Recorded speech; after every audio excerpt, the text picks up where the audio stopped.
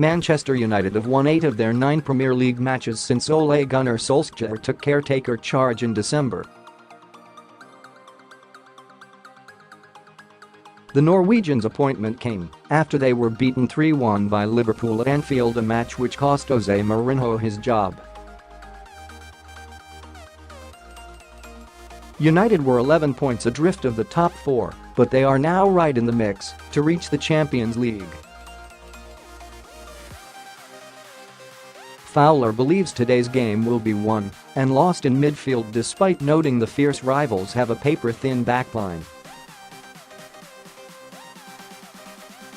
"Let's be straight about this, Manchester United have a dodgy defense," he told the Mirror. "That's not me being biased. 6 clean sheets in the league all season tells you that. It's improved, no doubt, but there are still weaknesses. Liverpool's attack is their world-class strength. Again, no doubt. Yet for Jurgen Klopp to use his forwards' penetration and movement, that can be so devastating. He needs his midfield to provide the platform. So even though the table tells you that my former club are individually much better this season and man for man, you can't argue with that. It really doesn't matter. What matters is that war in midfield. I'll give you an example. I scored what I call my ghost goals back in '95 when Eric Cantona made his comeback.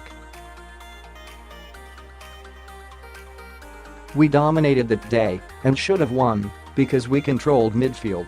I spoke to Phil Neville about it recently, and we agreed they simply couldn't get to grips with the space John Barnes, Michael Thomas and Steve McManaman found in the middle to feed me. So the battle comes down to how Liverpool cope with Paul Pogba and how Herrera and Nemanja Matic deal with the space between their lines, where Roberto, Firmino and Sadio will operate.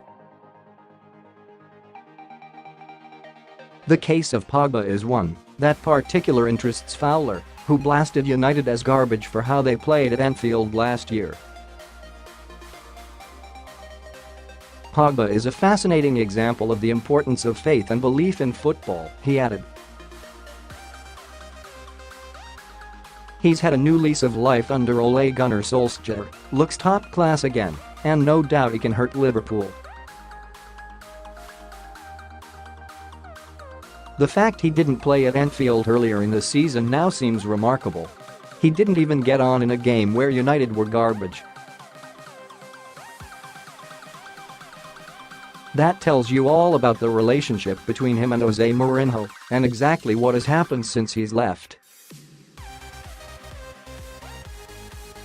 Solskjaer has moved the team around Pogba, put him in a position where he can use his talents, and crucially not asked him to do stuff he simply can't. It's not rocket science to put faith in a star who cost £100 million.